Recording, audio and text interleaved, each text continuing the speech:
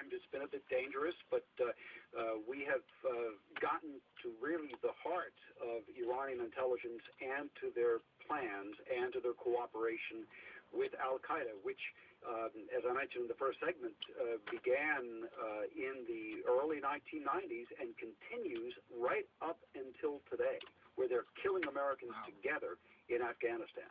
So Iran, I mean, tell the story again. I want to go so fast. I don't want to go so fast. I believe everybody else in the dust here. But Iran is looking to how to harm the United States in the early 1990s. They hook up with these Saudis?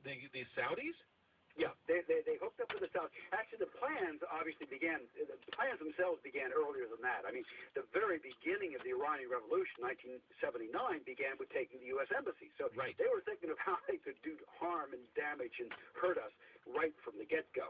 In the early 1980s, Mesbahi and another group of people who worked closely with Ayatollah Khomeini, the founder of the Iranian Revolution, the first leader, they devised a whole series of asymmetrical warfare contingency plans, ways to attack the United States, where they wouldn't have Iranian fingerprints on it. How could they do us the most damage? And as you mentioned, they were looking at blowing up gas stations and the millions of gallons of gasoline underground and those underground tanks, setting them on fire.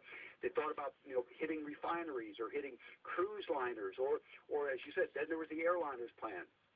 And they called this whole series of contingency plans, they called Shaitan der Atash, Satan in the fire, or Satan on fire. We were, of course, the Great Satan. They referred to us as the Great Satan. And as they got close to 9/11 in August, in late July of 2011, Mesbahi tells us, and we told the court this last week in the open hearing up in New York on Thursday, the first message he gets a coded message through an open newspaper. He had established a system of embedding messages in newspaper stories with one of his former colleagues in the intelligence service. Wow. And it was a pretty complicated code. I can't get into that exactly how it worked, but we've gone through it. The judge was very well aware of it. We walked the judge through the code, and he says, yeah, this looks pretty good.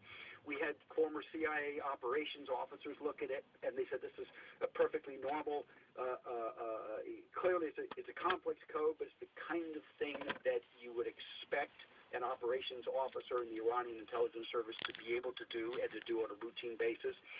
So they embedded messages in newspaper stories. He gets the first one at like the end of July 2001, and it says Shaitan der Atash. In other words, the plan has been activated. Wow.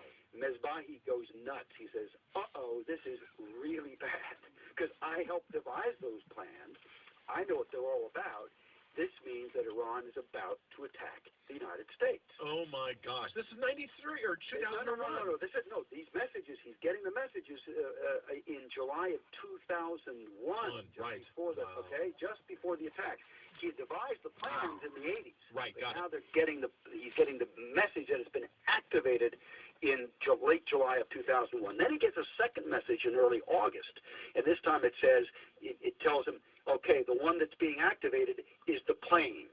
It's the planes version of this, the one that uses civilian airliners to hit the World Trade Center and to hit Washington, D.C. All right, so wait, stop, because everyone's got to hear. This needs to be on like every nightly news and all the news channels, and I can't believe it, they're not covering this already.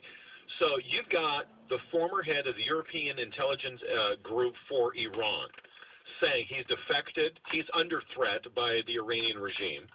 And he's telling you, I knew in July and in August, actually August 13th, that the plan selected for Satan in Flames is going to be involving planes.